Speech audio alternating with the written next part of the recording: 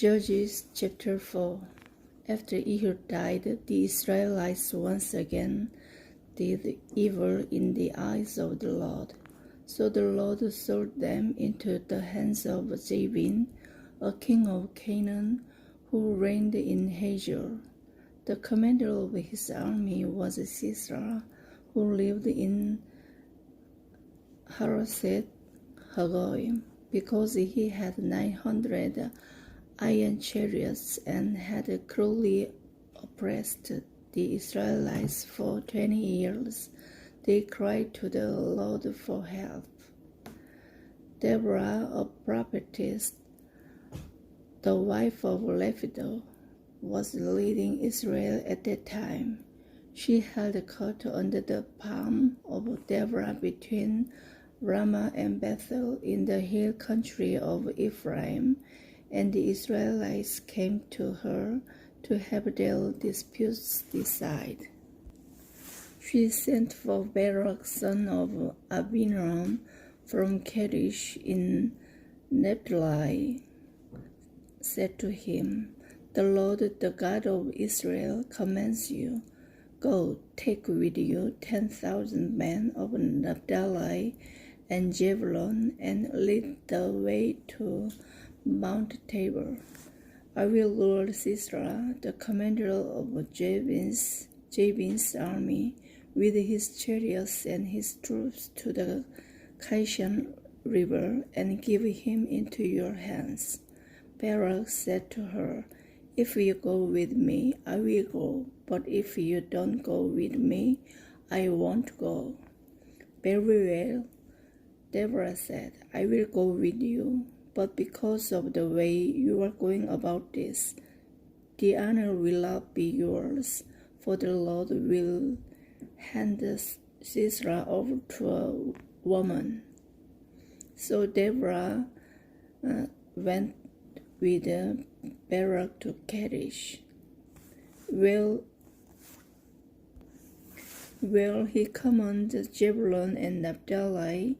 10,000 men followed him, and Deborah also went with him.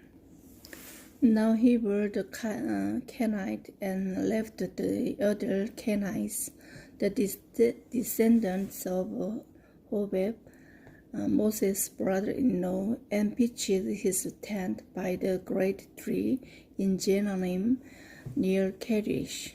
When they told Sisera that Barak, son of Abinoam, had gone up to Mount Tabor, Sisera gathered together his 900 iron chariots and all the men with him, from Harosheth Hagoyim to the Kishon River.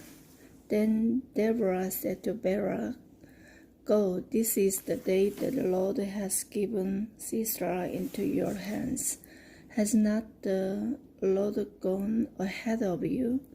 So Barak went down Mount Tabor, followed by 10,000 men.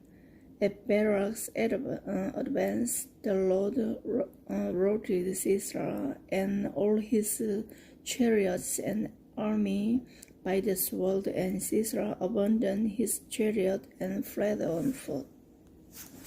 But Barak pursued the chariots and army as far as Harosheth Hagoyim. All the troops of Sisera fell by the sword, not a man was left.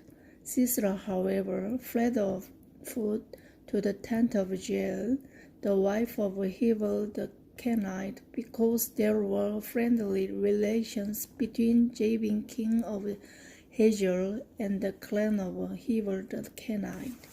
Jael went out to meet Sisera and said to him, "Come, my lord, come right in. Don't be afraid." So he entered her tent, and she put a covering over him. "I'm thirsty," he said. "Please give me some water." She opened a skin of milk, gave him a drink, and covered him up. Standing in the doorway to the tent, he told her, If someone comes by and asks you, "Is anyone here?" say no. But Jael, Heber's wife, picked up a tent peg and a hammer and went quietly to him while he lay fast asleep, exhausted. She drove the peg through his temple into the ground, and he died. Barak came by in pursuit of Sisera, and Jael went out to meet him.